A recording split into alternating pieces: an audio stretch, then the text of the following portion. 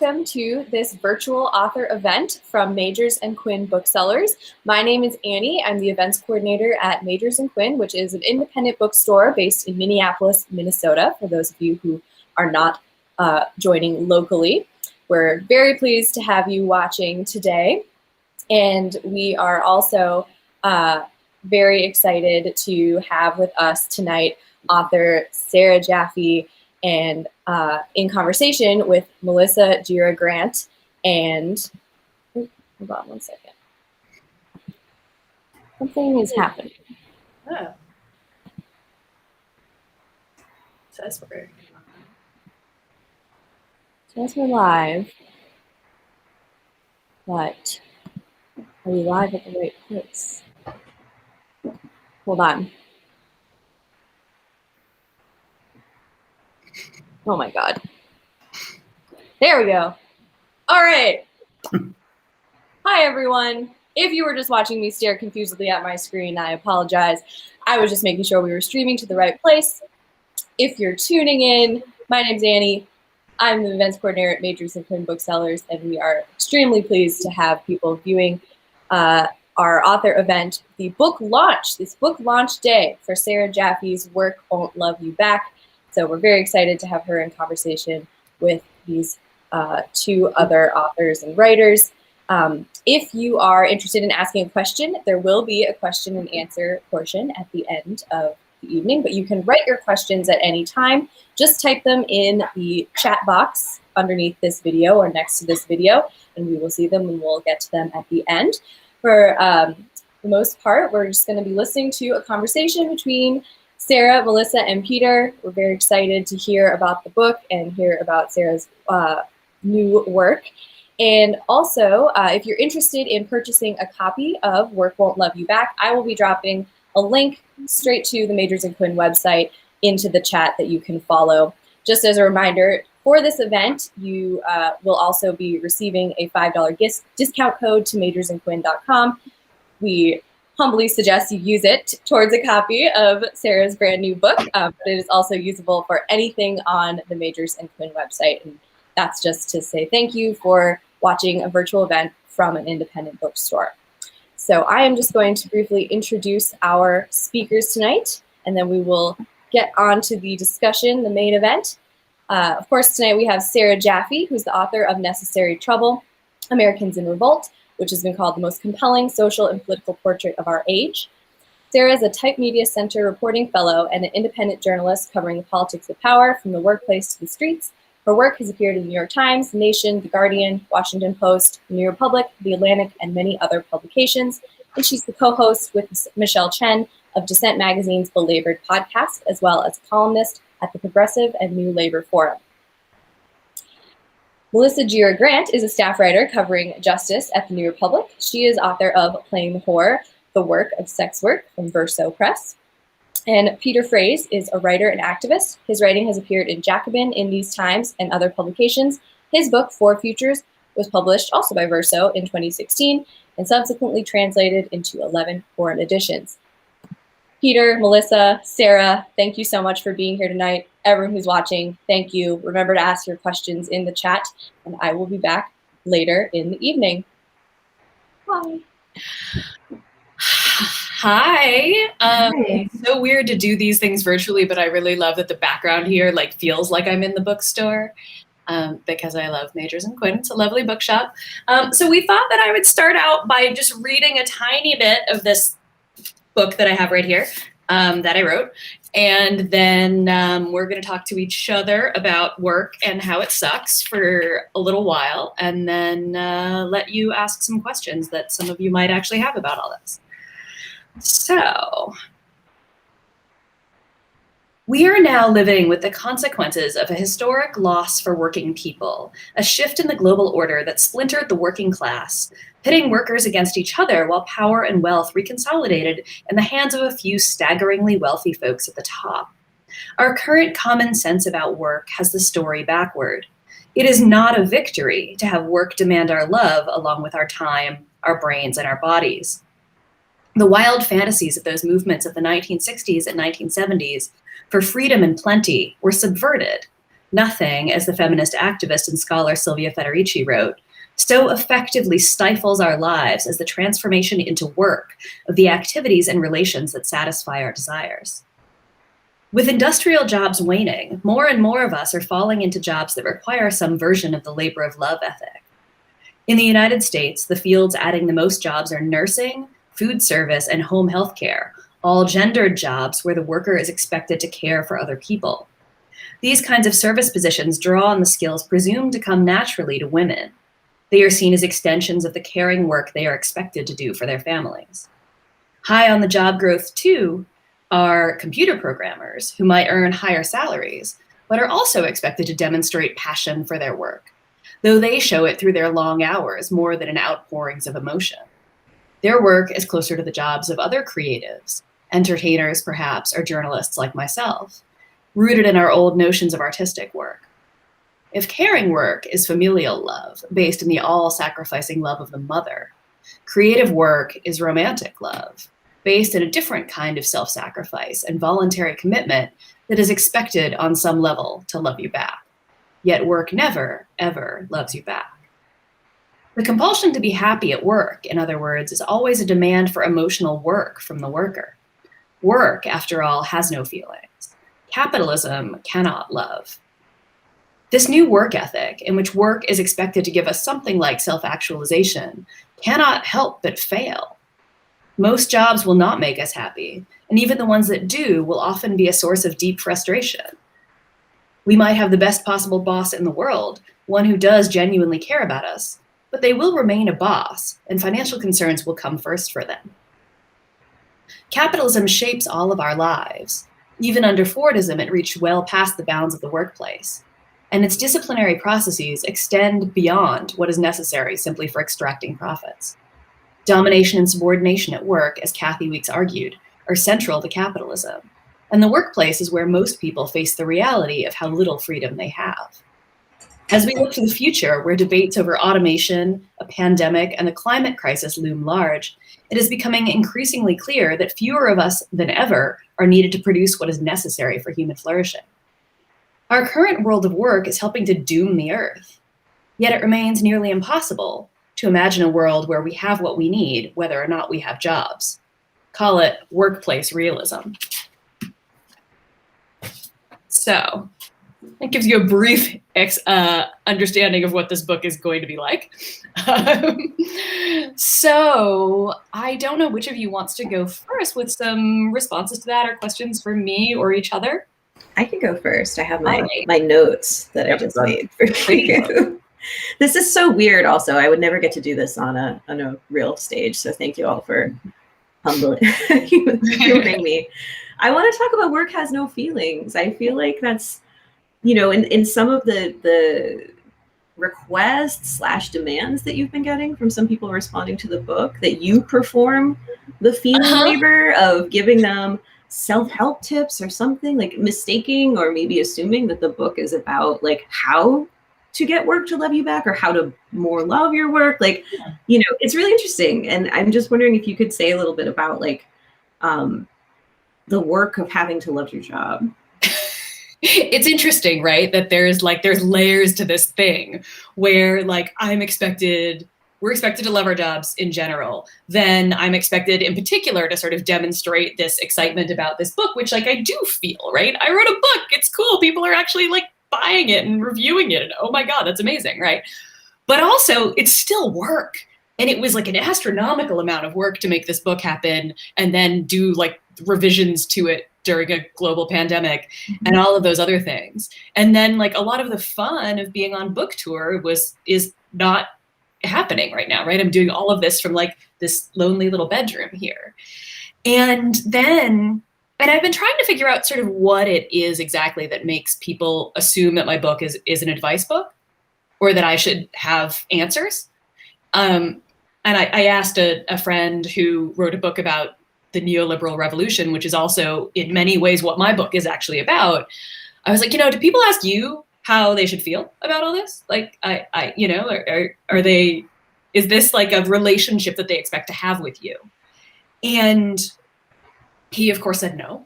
And I think some of that has to do with the fact that he's a he. But also my book has 2 words in the title that people have a lot of strong feelings about. One is love, the other is still work.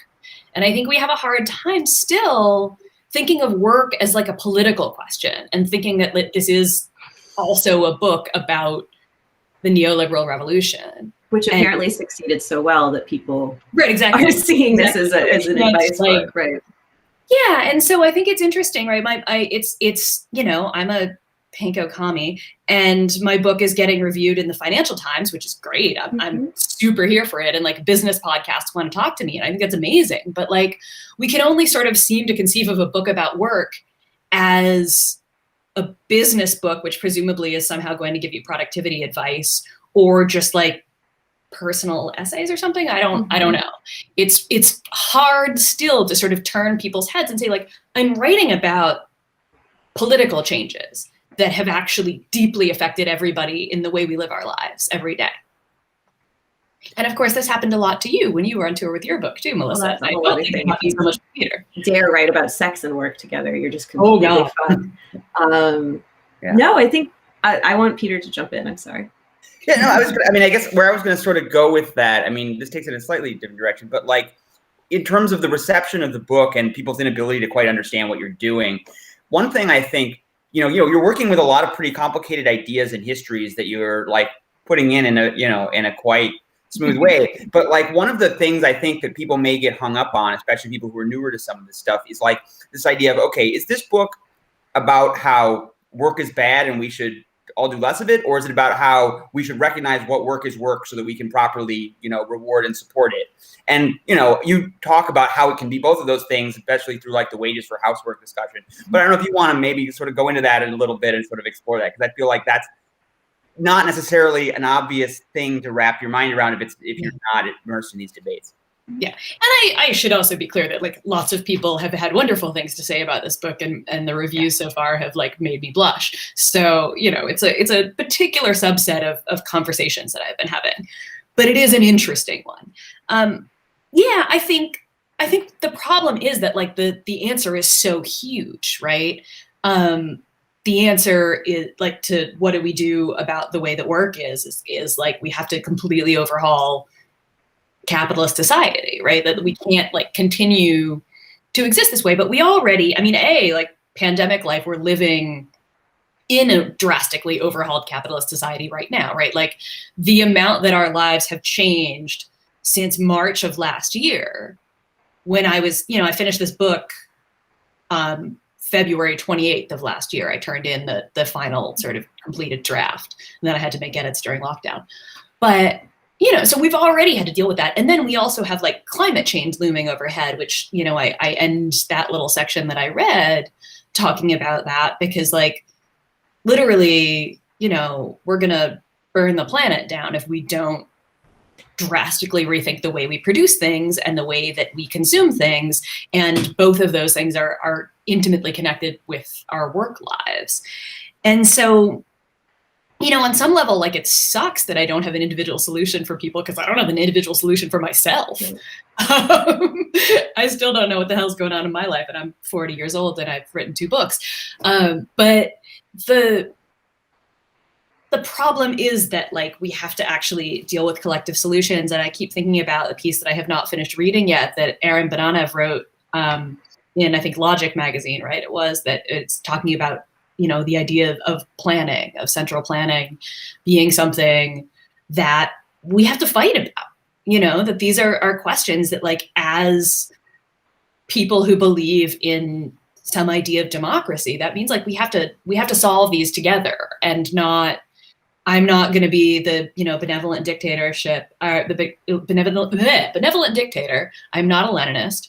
I do not think that I should run things and tell everybody how to run things. I think that these are things that we have to solve. And so, I was saying to somebody a couple of days ago that I sort of come away with more questions than I do answers in writing this book. The only thing that I'm absolutely certain about is that the way things are right now is just deeply, deeply screwed up. You're making me think about conversations I've had with people about making change at work, and they still get lost in like, well, first that work change is something that you do at work, right? That like politics happen at work is still sort of like, what's that? And that's been trained out of us, right? I mean, that is, we've been molded to act that way, and it's a thing you have to kind of shake off. But even to the extent that like the solutions that people see to like making bad jobs better, essentially, right, are often individual. Oh, I'm going to file a lawsuit. I'm going to file a complaint. Like the irony is like, you know, a work doesn't have feelings, but it requires like actually getting together and building deep relationships to make it any different. And I actually wonder if that's what people are resistant to. Like, we're not just asking you to like, you know, a 10-point plan to make yourself a better worker. That's ridiculous and work sucks. You know, we're asking people to relate to each other in a very different way. Yeah, and I think, you know, spoiler alert for those of you, it's the first day that the books come out, so we're kind of ruining the fact that like you're not going to get to the end of this book and have a 10-point plan for renewing your life. But, you know, I in thinking about how to conclude this book, I was thinking about two things that two different friends of mine wrote. So in Malcolm Harris's book, Kids These Days, at the end of it, he sort of says, you know, he calls them Bop It solutions, like that Bop It toy that like was around when we were growing up. You know, that was like, vote it, this it, that it, you know, and he was just like, eh. And then Joshua Clover in a piece, oh, I forget where it was published. I just have it as a PDF. Anyway, he referred to like 10 chapters of Marx, 1 chapter of Keynes. And, you know, either one was sort of like, yeah, you can do this book and you will be expected at the end of this book to have like your 10-point policy program. And I can write you one of those. You know, there are plenty of policy proposals that people have made in the US and the UK, which is where I spend most of my time in the last few years, that I think are great. I would love a 4-day work week. Universal basic income, like, you know, $1,200 checks was a good start. We should have more of those. All of these things are great, but actually, fundamentally, the thing I wanted to write about at the end of this book was, what are we not living when all of our affection is sort of turned into our jobs? And, you know, I start somewhere early in the introduction talking about Margaret Thatcher and there is no such thing as society. There are individual men and women and there are families, which is such a perfect description of life under COVID that I just like, I have to sort of stop with it every now and then and be like, man, did she plan this? From beyond? Put it past her. I mean, come on. And yeah, and that was, you know, the other Thatcherism was, you know, economics are the method and the object is to change the soul. And like, she meant that, you know, and she knew, as did a lot of the other people that were, you know, theorizing this thing that we call neoliberalism now, that changing the way people work and exist and connect economically to each other is going to change how we exist as people. And yeah, so what is it that happens when we love our jobs and we spend all of our time at work? And like the video game programmers that I interview for one of the chapters were, you know, talking to me, and I was sort of universally surrounded by young men when I went to the organizing meeting of the Video Games Workers Union in London. And they were all saying like, yeah, the industry is shaped like young men. And if you are, in fact, and one of them was saying to me, you know, I am a little bit older and I wanted to settle down and I was thinking about having kids. And I basically had to leave this job because I didn't have time to have a life outside of work. So he had gone freelance and it was like more precarious, but at least he had some time to like have a relationship with his partner and think about having a family, because the industry just is designed to sort of be your wife. And I think that's true in many, many different industries for a variety of different reasons. Like Adela, who is the nanny that I profile for my chapter on paid domestic work, during COVID, she had been a daytime nanny. So she would go to these people's house, you know, in the morning and leave at night and go home to her own family. And during COVID, she had to choose between, is she going to go to work? How is that going to work? And she ended up becoming a live-in nanny. So she ended up leaving her family sort of for the entire week and spending her weeks at the house of her clients. And I just talked to her this week to make sure we were sending her a copy of the book as she's recovering from COVID. So, you know, things are still rough. But like, think about making that choice during the pandemic is like, okay, I'm going to either go take care of the kids that I'm paid to take care of, who obviously she really does care about. But also that means like leaving her kids at home who are, you know, slightly older than the kids she's paid to take care of, but are still her kids that she probably wants to be with in a moment of global crisis. And so, you know, these are just a couple of examples of like literally the way that work takes us away from connecting to other people. And what is a union other than another way to connect with other people, right? Melissa, I keep quoting the line from the chat book that we did a million years ago now, it seems like. That was your line about what is solidarity but power and love directed. And it's squishy, it's hard. People don't want to, it's this tension, right? It's like you don't want to like take us back to our feelings, but actually at the end of the day, this is also about, but it's all about feelings. Yeah. The book is really sappy, actually. Like I cried a lot when I was writing it. Well, and I like that you talk about connection and sort of like connection and what it means to, and you know, we can talk about that if you want. If people are scared of talking about feelings, we can talk about what does it take to build solidarity, like, which is like, because it's like, I think sometimes people have this idea that it's like, oh, people are exploited in their workplace, they face oppression in their workplace, and that will impel them to come together and fight back. But in fact, the fighting back requires building close bonds of solidarity, and though that requires having space outside of work, even if it's with your coworkers, it requires having that space outside. Of course, it's why, you know, historically, you know, the Socialist parties had their social clubs and their sports leagues and all of this kind of stuff. That's actually how you build the connection that allows you to be not just an atomized worker who hates your job, but somebody that's able to like act collectively, right?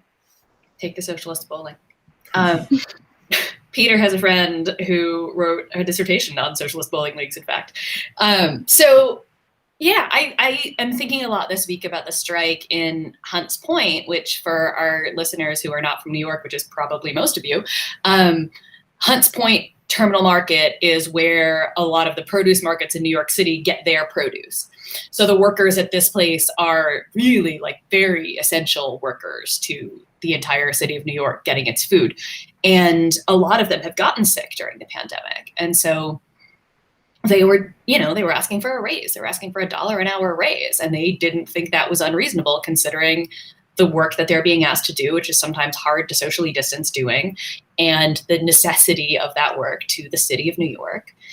And they won their strike, but in part they won their strike because people showed up for them, right? So it wasn't just them on the picket line, which that's important enough.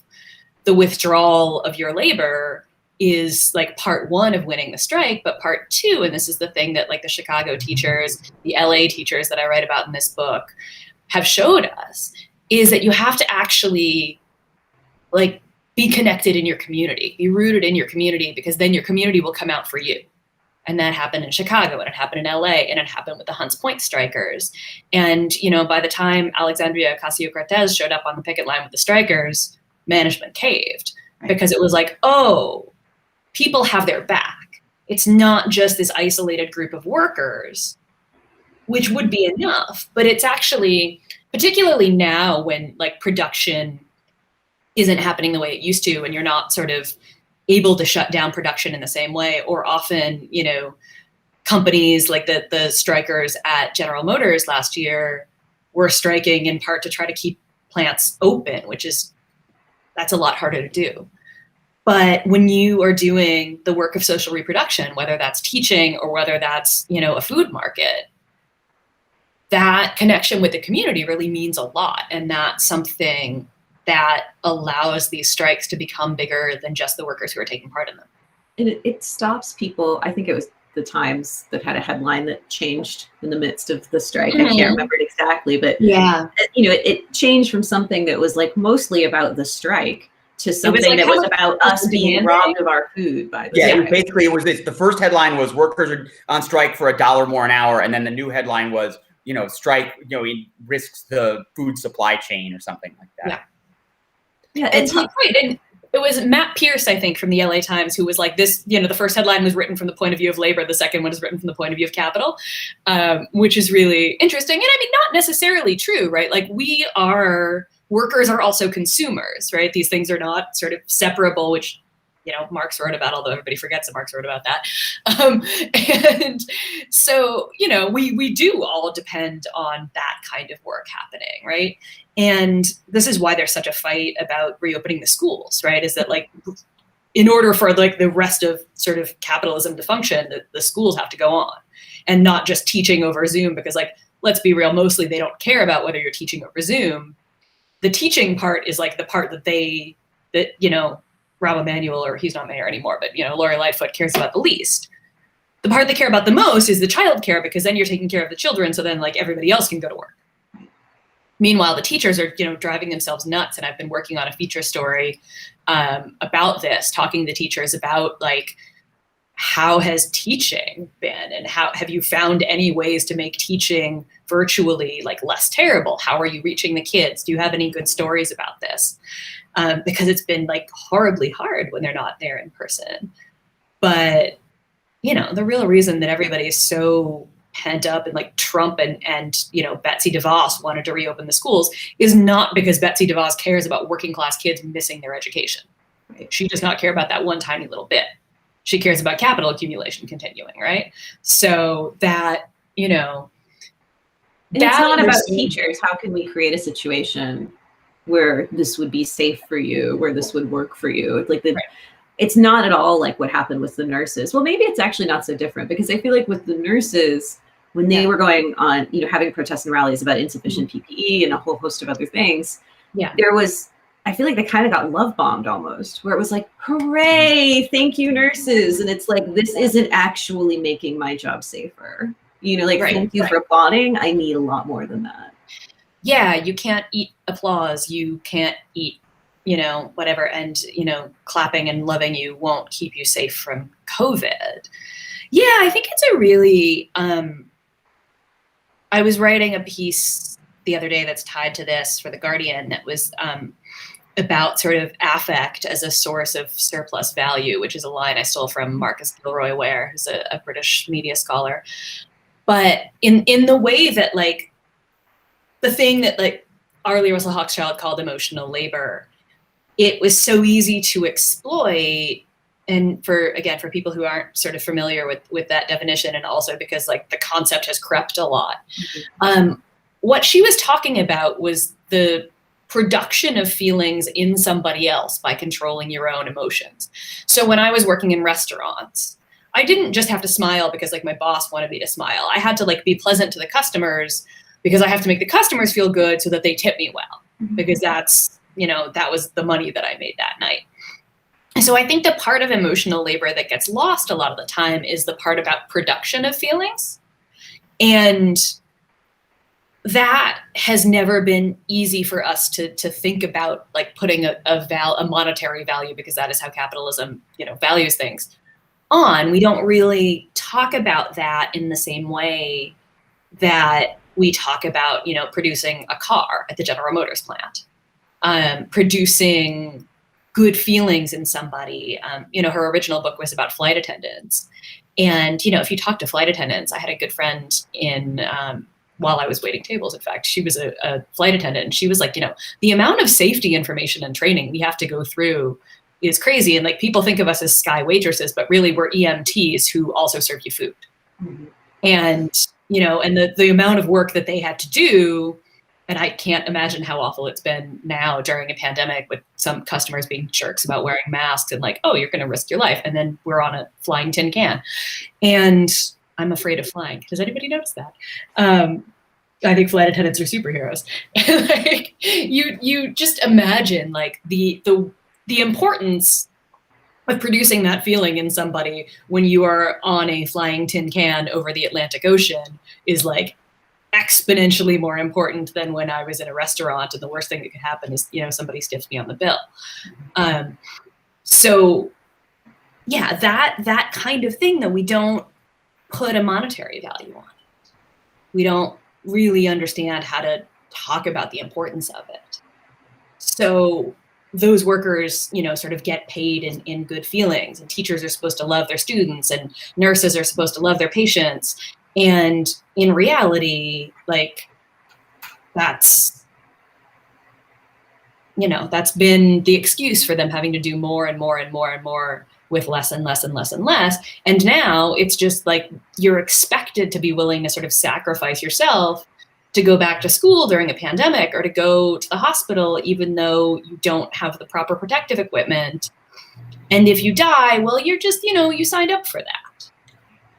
Yeah, and I don't know, I don't know if you perceive it this way, but for me, looking at the debates over school reopening, and there's been a lot of kind of research showing, which is that the people who are, the people pushing the hardest for school reopenings, and I'm not talking about DeVos and Lori Lightfoot, who hold their own neoliberal agendas, but I'm talking about the sort of, rank and file of parents. You see, often this thing is pitched as we need to do this for the most, the children with the most needs and the poorest children, even though it tends to be the more affluent parents that are the ones pushing the hardest for this. And I think, sort of speaking to the emotional labor piece, at least I get the sense that there's this very strong motivated reasoning at work among people who want to say it's safe because they don't want to feel like they're putting teachers in danger, but also they want this sort of machinery of this, of the labor of taking care of their children outside their home to go back to the way that it was. Right. Yeah, it was interesting. I was working on this piece this afternoon and was looking at my notes from Jay O'Neill, who's a West Virginia teacher who was one of the leaders of the strikes in 2018. And he teaches at one of the, it's West Virginia, one of the few schools that has a significant African-American population in Charleston, West Virginia. And he was saying, they sort of reopened for hybrid schooling. So they were doing online and the school buildings were open. And he had sort of been expecting that the working class kids would be the ones who came back first. And it would be, the kids of color whose parents don't really have a choice about keeping them home. But it was actually his school, most parents didn't want the kids back. And actually what he was hearing from other members of the union in more affluent parts of the city and the state was that that was where the pressure was to reopen. And actually, and I say this all the time in variety of contexts that working class people in America know exactly the position that they're in and are very, very clear that capital doesn't care if you die, which brings us back to Peter's book. And now I'm going to make you talk about, when you wrote, speaking of things that people didn't like to hear, when your book came out, one of the 4 futures in your book, we've kind of gone in that direction in the last year. So not to depress everyone, but. Yeah, right. When I wrote about sort of the context of what is the way that sort of the automation of production can play out in capitalism? What is the way the ecological crisis can play out? One of the things I've always tried to push that comes from a Marxist way of looking at things, but there's not common sense for most people, is that you have to think from the perspective of capital, and it is not like thinking from the perspective of a person. You are not in any qualitative way different from a piece of machinery or a financial asset from the standpoint of capital. What matters is what value you produce, how much you cost to maintain, how much, liability you represent, all that sort of things. And so people can, from the standpoint of capital, become superfluous. Yeah. And of course that seems monstrous from a standpoint of ordinary sort of human life, but the perspective of capital is not the perspective of ordinary human life. And it's important to understand that. And I think the pandemic really kind of throws that in relief in a lot of ways by showing that if the choice is, pay people to stay home and let the stock market take a hit, or let them rip and let people die, from the standpoint of capital, the choice is quite clear. Yeah, and the stock market is quite happy with the way things have turned out this year. Right. It's grim. It's true. It's true. A sort of lighter direction with that. A specific thing I was thinking about. You mentioned the $1,200 check kind of thing earlier, and first of all, I think you did quite heroic work in this book that was finished, in bulk before the pandemic, of working addressing what's been happening over the last year in your edits. Which I thought was very impressive. But obviously, something that we've been going through recently is this thing about checks. And I personally, I don't know how I found it remarkable the way the $2,000 check thing played out over the last month or so, to the degree that this idea of send everyone $2,000 becomes something that, mainstream Democrats in Senate races are running on. And, in Georgia. Yeah, it's a one-time check. That's not a basic income.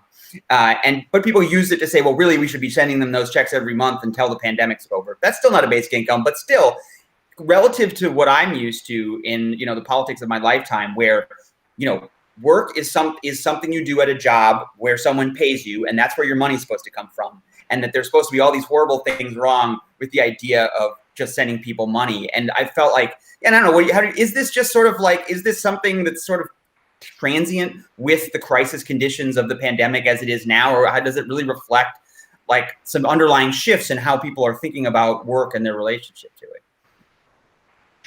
Yeah, I mean, I was trying to find, because I'm here, I can Google these things. There's also a bill that's been proposed that would send, and I believe this would be regular money to children, right? This is oh God, I'm just getting things from, there we go.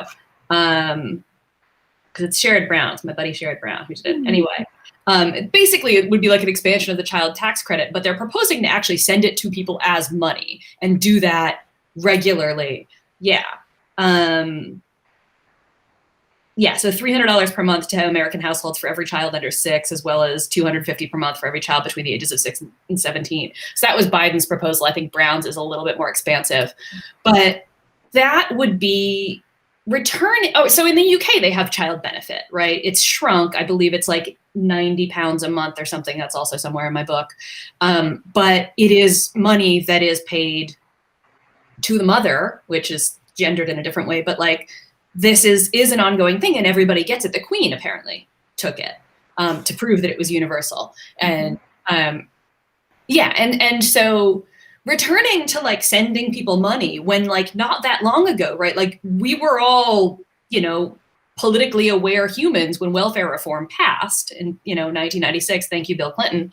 Yeah, Bill Clinton's still around, right? Like these are things that like I deeply remember. And so just the idea that we could actually talk about restoring and actually making universal rather than this means tested thing where like, you had welfare people coming over and rifling through women's underwear drawers to see if they were having sex with a man, because if they were having sex with a man, then he should be paying for their kid, not the government. Yeah, I think something has changed. I think we broke the barrier of the government can't just send you money or the world will explode. Turns out the government can just send you money and the world didn't explode. The stock market's still doing great.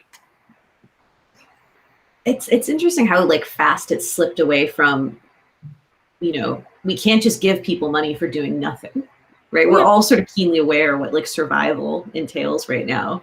And if it is truly, universal, then you don't get into these conversations about the deserving and the undeserving poor, right? Theoretically, you get around those. Yeah. I keep thinking, and this is just where my head is at, because I've been doing nothing but writing about QAnon for the last too long. Melissa needs hazard pay.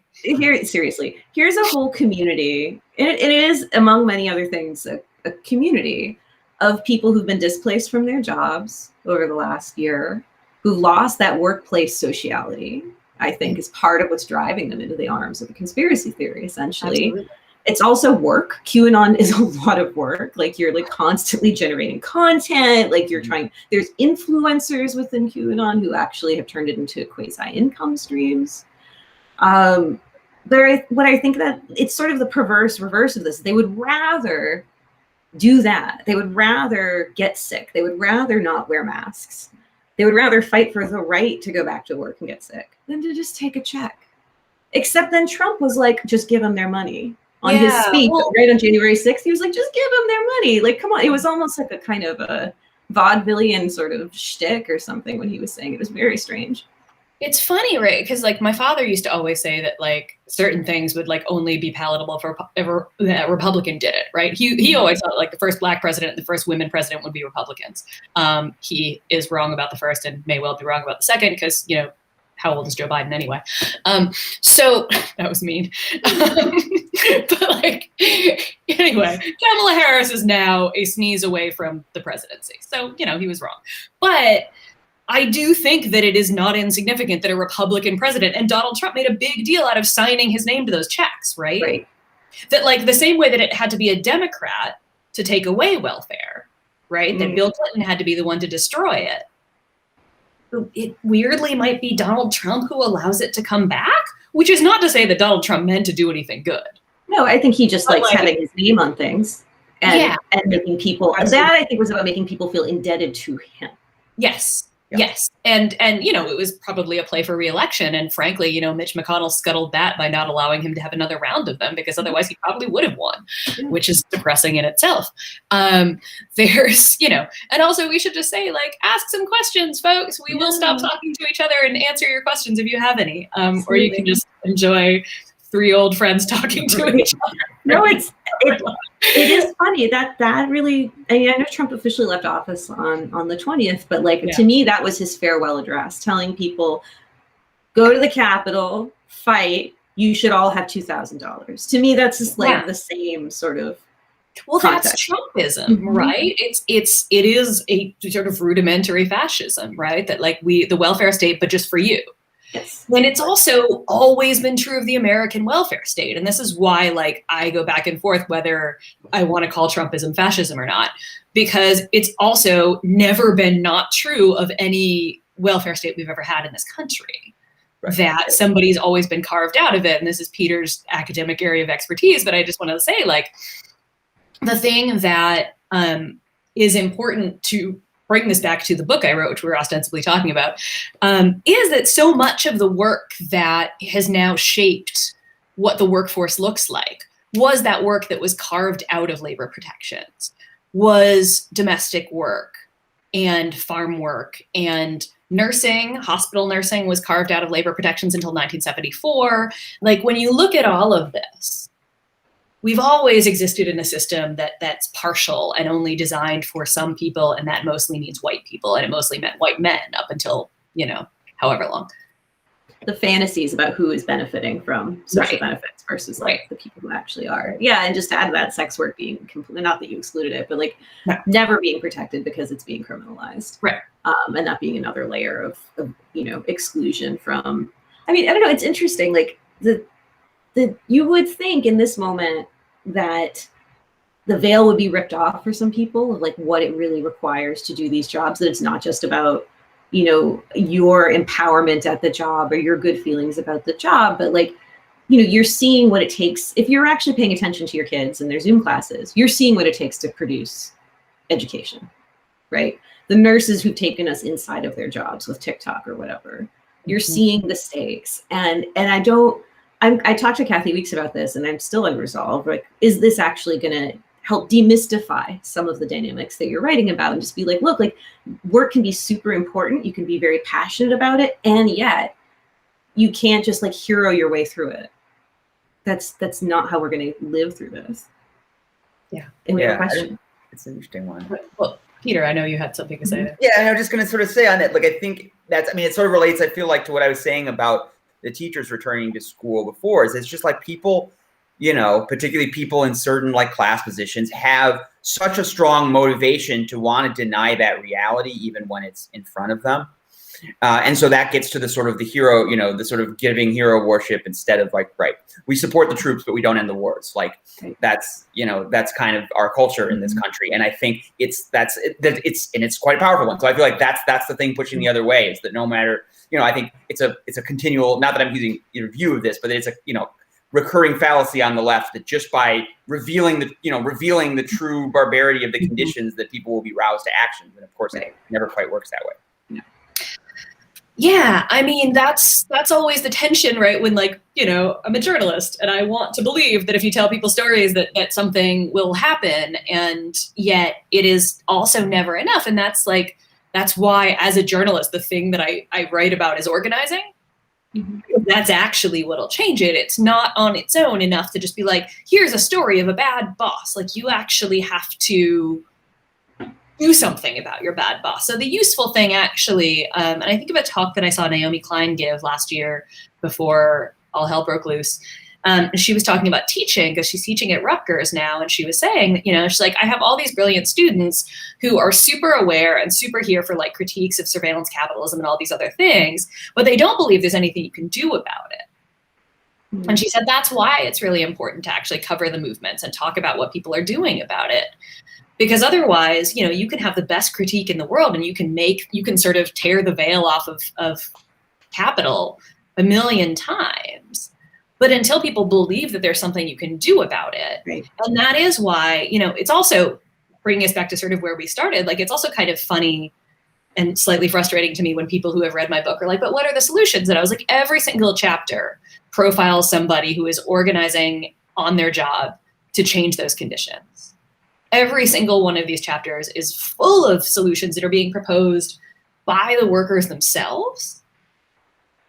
And like, some people can't see that as a solution that's being proposed because like, I didn't sort of wrap it up with a nice bow and hand it to them. And I think that has a lot to do with how we think about working people also. Mm-hmm. Anyway, look, we have actual questions now. We do, so many. Yeah, we have some great questions, it looks like. So I'll just go through them in order we got them. First, I am a public librarian, and a concept that we talk about in librarianship is a concept called vocational awe, coined by Fobazi Edar. Have you heard of this? And then they go on to explain it. I think I'll read it just for everyone watching. The basic idea is that, one, people in helping professions are taught to believe that they and their profession are inherently good and can do no wrong. And two, consequently, the people in those professions are influenced to accept less than what they deserve for that work. Example, why fight for higher wages? You get the priceless benefit of helping. So that is a fascinating concept. Thank you. I have not heard of it, and I wish I had before I wrote this book because it definitely belongs in the same conversation about all these things that we're talking about. I think that's a really interesting concept, and I'm going to have to go. Is there a book you would recommend? Yeah, let us know. Or something that I should read because I want to know more. Yeah, as someone who works in the book industry, this is a very familiar concept to me. Yeah. Probably everyone I work with. So next question, Meredith Clark. Sarah, can we talk about sports, specifically the 2020 WNBA, which happened too late to be in the book? Let's talk sports. Okay, so here's one thing that I want to say because it is very rare that I have anything good to say about like American politics at the highest levels. So one of the first things that Joe Biden did when he became president was fire the general counsel at the National Labor Relations Board. His name was Peter Robb, and he's the worst, and he's gone, and I will drink to that. And the person who has gotten his job, at least temporarily, is a man named Peter Sung Orr, who was promoted from a regional directorship at the NLRB. And he was very, very significantly for sports, labor, and my book, the guy who wrote the decision that said that Northwestern football players were, in fact, workers and had the right to form a union. So we are very pleased that at least temporarily, this is the person who is in charge at the National Labor Relations Board. This spells very good things for not just athletes, because the same concept that you're not really a worker and thus you don't really have workers' rights is used against grad students. It's used against all of these other kinds of workers who often become political footballs between sort of Democratic and Republican administrations.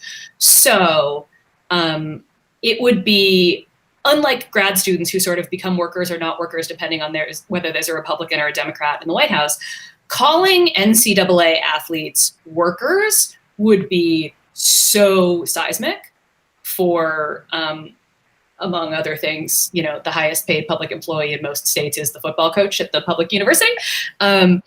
So that's one thing. Meredith is asking specifically about the WNBA, which I am not a basketball fan, but I assume you're talking about the fact that, like, while I was in England this summer, I got messages that were like, oh my God, Wildcat strike across like 5 different sports because of Black Lives Matter. And one of the things about that I think is really interesting, because this is also true in the tech industry, is that we have seen a lot of these workers who are workers, even if they are extraordinarily well paid in the case of, NBA players, slightly less extraordinarily well paid in the case of WNBA players who are criminally underpaid compared to the men. They tend to organize first sort of outward. So we saw this with tech workers who were organizing around the companies working with the Trump administration on various things like Google's Project Maven.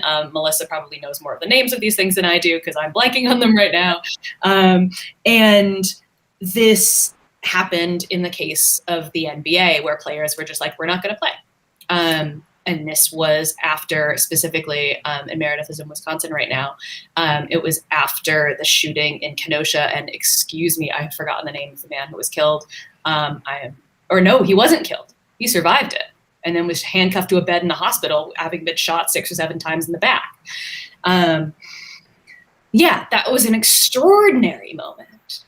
Just absolutely stunning to watch this thing spread from sport to sport. And yeah, and it was a strike, right? It was a strike wave.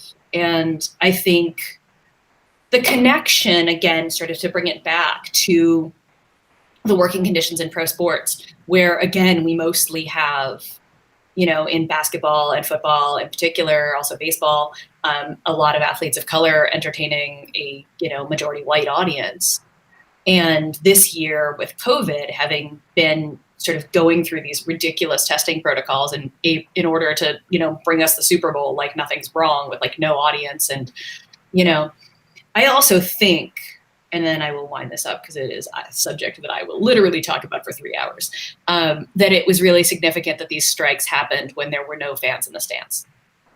Because it probably made it slightly easier to go out there and take a knee, or like, I'm sure Meredith knows which WNBA team it was that had the shirts with the 7 shots in the back, to do that when there's not an audience there that's going to like potentially lose its shit. But yeah, absolutely. Athletes are the final chapter of this book. The athlete that I profile is a woman named Megan Duggan, who is the captain of the USA women's hockey team. And their organizing is incredible. And speaking of parts of this book that made me cry a lot, that one actually. And of course, because Meredith is the person who got me into watching soccer in the first place, never forget the women's US soccer team who got an entire stadium chanting equal pay when they won once again. Yes, and also Meredith updated, Jacob Blake is the name. Yes, thank you, Jacob Blake. And an update from, sorry, this is a username, I'm not sure if the name's Salanba, is there was an article called Vocational Awe and Librarianship, The Lies We Tell Ourselves. Oh, so good. That is something we shall Google and see if it's available. And so here we go, a question from Josh Keller. The janitor, cashier, home healthcare worker, or home care worker, special ed, para, etc., who worked this whole time with no PPE for poverty wages. Oh, this is a comment. Well, it's great. Yeah. Who worked this whole time with no PPE for poverty wages, had no illusion their job loved and or even cared about them. Here we go. I'm wondering if the book, my copy arrives tomorrow, yay, addresses the inherent privilege of people having any expectation of loving their jobs. Yeah. Jobs like teachers, nurses that always get lifted up. I am going to guess that this is SEIU Josh, who I email with sometimes when I'm booking guests for my show.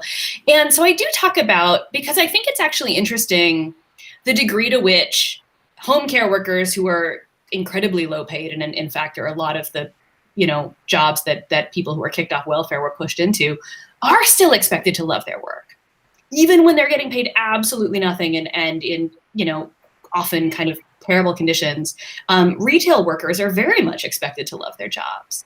And in many cases, and this is true of Walmart workers that I talk to and of home care workers that I've interviewed, that even if they're aware of degrees of exploitation, and like I said, I think working class people in America are always very clear of the place they occupy on the ladder, they also do have, if you're doing home care, you are having an incredibly personal relationship with someone. And the fraught relationship between who is the employer of the home care worker, is it the person that you're caring for? Is it the state? Is it an agency?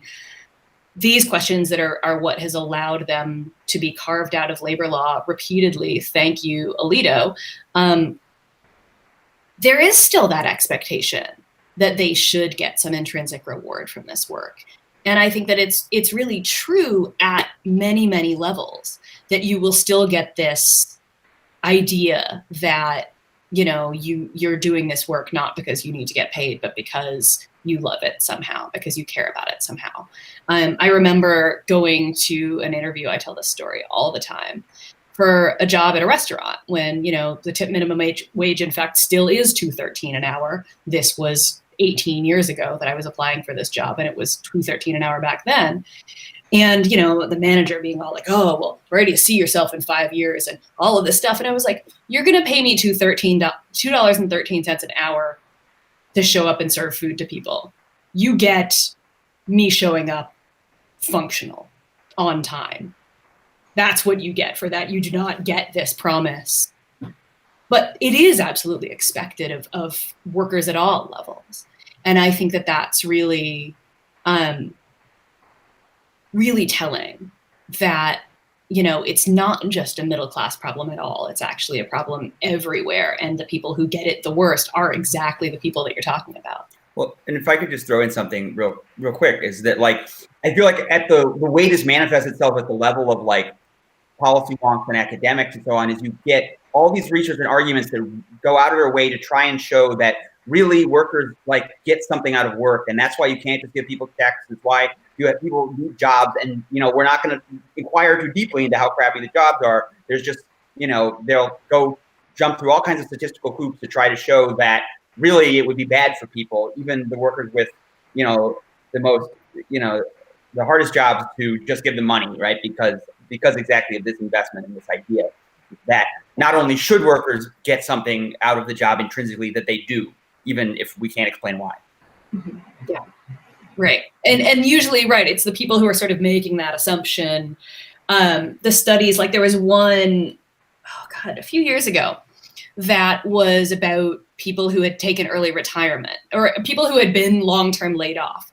And when it wasn't the US, because of course the US never does anything like this, but essentially when people were, when it was turned from long-term unemployment to just we're going to give you early retirement, people's relationship to being unemployed totally changed, because then you're retired, and being retired is cool. Yep. Right. Yeah, this is in my book. Yeah. Yep. So, right. So this is being retired is awesome. Right. Nothing has changed except what the sort of social tag on it is. Right. Exactly. And so the thing that people sort of needed was not having a job. It was, whatever. Or my Jackie Dennison, I did a conversation last night with Jamie McCallum, who also has a recent book out about work. And I was reading Jamie's book, and Jackie Dennison also turns up in his book, because apparently we have all met Jackie, because Jackie's a rock star.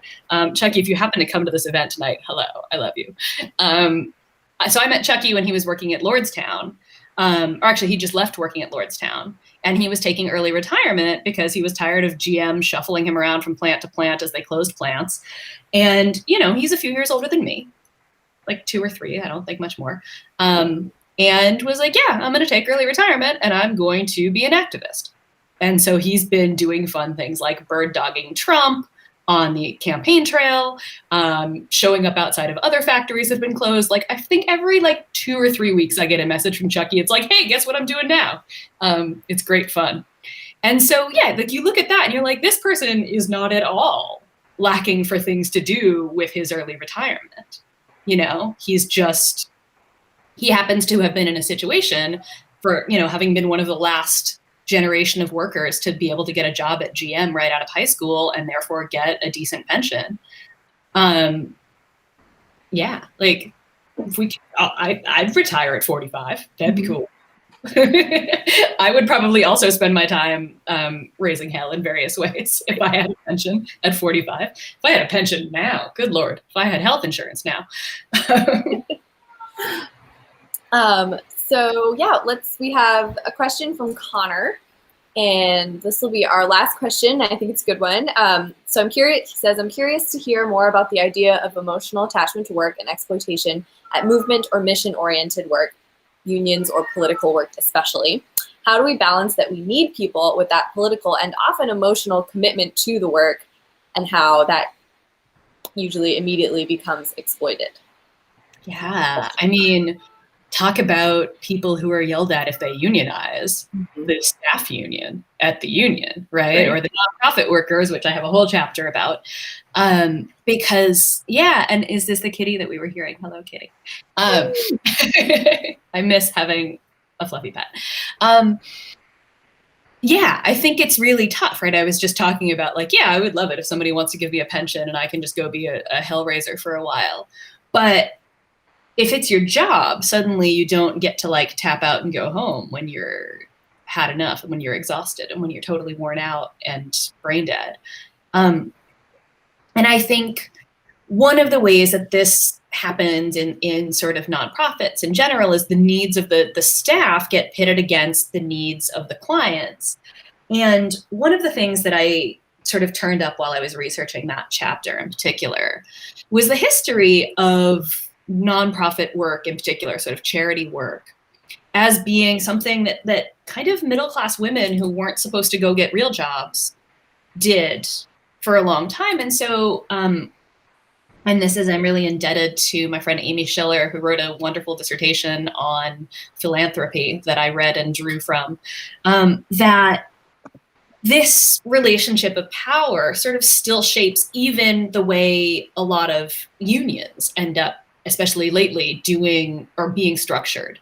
So you get the union as sort of service provider rather than the union as collection of workers who are organizing together in the workplace. And that, like that divide in itself makes it easier to pit the staff who, you know, maybe are sort of pulled from college educated people who are dedicated to the cause because they believe in it, because they've read a lot of Marx, or other reasons, not just because you've read a lot of Marx maybe, but, and then the workers who are seen as sort of in need of being serviced. And the difference between that and like the union staff and the union leadership being drawn from the rank and file, obviously that doesn't solve every problem, but it is an interesting tension in the way that I think that unions end up behaving more like nonprofits than we would probably like unions to do, or to be more explicit about it, behaving more like charities than we would probably prefer them to do. Can I throw something in? Yes, of course. I'm just thinking of the Planned Parenthood of Greater New York workers who I wrote about briefly, where, you know, for them, it wasn't only the sort of pitting them against their clients, against patients, against people in the community, but then this larger political context that they were in. Don't give the right fuel, you know, like don't give the forces of, you know, people who hate unions an excuse to hate unions any further. And I think that's a really effective tool, unfortunately. And I think that's just a huge barrier to organizing in that space. And anyone in that space knows that, but for those who haven't done that work, and that's work I did the majority of my life before journalism. So I'm particularly, you know, interested in exploring that stuff. But yeah, it's very, journalism suffers from a little bit because there is sort of a mission-driven aspect, but I'm heartened by the amount of journalists of like the last generation or so who just like take it for granted that of course you unionize, it's just what you do now. I love it. I love it. When I started doing this work, you know, 12, 13 years ago, me and like 3 other people were like trying to revive labor journalism. And I basically like Liza Featherstone and Barbara Ehrenreich were like the 2 people that I had ever seen doing the thing that I wanted to do. And then now there's so many people, and the wonderful virtuous cycle that's happened is that as these journalism shops unionize, then everybody's a labor reporter now, because everybody at Slate knows exactly what right to work means when men try to impose it on their contract. And so I think that's been really great. And I think it's also happening, and this is the thing that Ashley Brink, who is the Planned Parenthood worker that I profile in the book, said to me, was like, she's like, you know, I am from this generation. Again, she was in high school in Kansas when Dr. Tiller was murdered. This is like a very particular memory that she had.